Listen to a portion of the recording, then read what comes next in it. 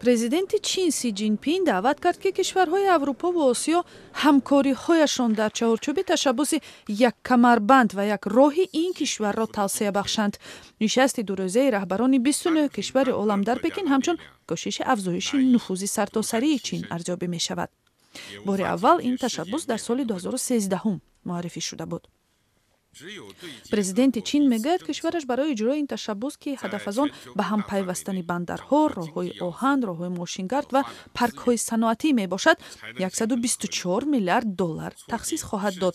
дар ин нишаст раҳбарони Русия, Туркия, Ӯзбекистон, Қазоқистону Қирғизистон иштирок ва суханронӣ карданд. дар паёме ба дипломатҳои ғарбӣ раҳбари Чин кӯшиш кард нигарониҳо дар бораи талоши афзоиши нуфузи Чин дар саросари оламро бартараф кунад. ӯ гуфт, ҳар кишвари хоҳишманд метавонад ба ин ташаббус ҳамроҳ шавад.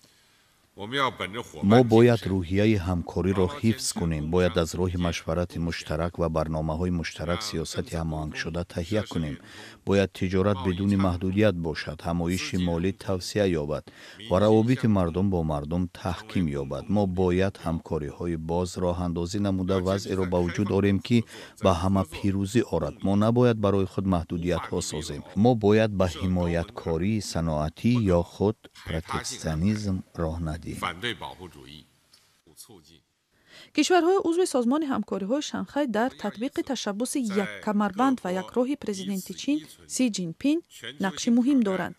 Рашид Олимов, дабири кулли созмони ҳамкориҳои Шанхай, дар суҳбат бо хабаргузориҳои чинӣ гуфт, ҳар яке аз кишварҳои ин созмон Чин, Қазоқистон, Қирғизистон, Русия, Тоҷикистон ва Ӯзбекистон дар чаҳорчӯби ҳамкориҳои ду ва бисёр ҷониба дар бунёди инфросохтори пайвасткунандаи Осиё, Аврупо ва Африқо саҳм доранд.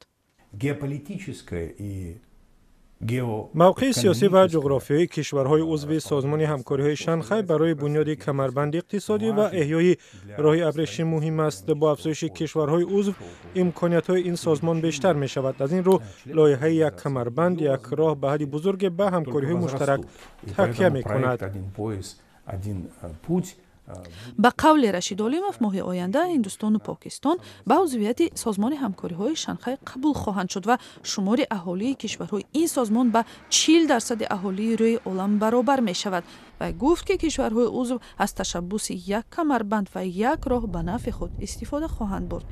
Экономическая сфера – это одна из ведущих сил шанхайской организации сотрудничества. бахши иқтисодӣ яке аз бахшҳои аслии созмони ҳамкориҳои Шанхай мебошад. кишварҳои узв бо кӯшишҳои муштарак тарҳҳои инфросохториро раҳандозӣ мекунанд. барои мисол роҳҳои автомобиливу қатораҳо, пулҳо, гузаргоҳҳои нақлиётӣ сохта мешавад. дар ин муддат парвоз миёни кишварҳо ба маротиб афзудааст. гузашта аз ин сармоягузориҳои муштарак низ зиёд шудаву ҳаҷми маблағҳои захиравӣ ҳудуди $40 миллиардро ташкил медиҳад.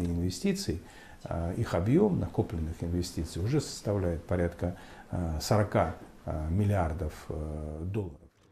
дар ҳоле ки раҳбари созмони ҳамкориҳои Шанхай ба ин тарҳ баҳои баланд медиҳад, шаффофияти иҷрои барномаи як камарбанд ва як роҳ ва шароити вуруди коршарикони хориҷӣ ба он пурравозеҳ нест ва дар байни дипломатҳои ғарбӣ баъзе нигарониҳоро аз байн бурда натавонист.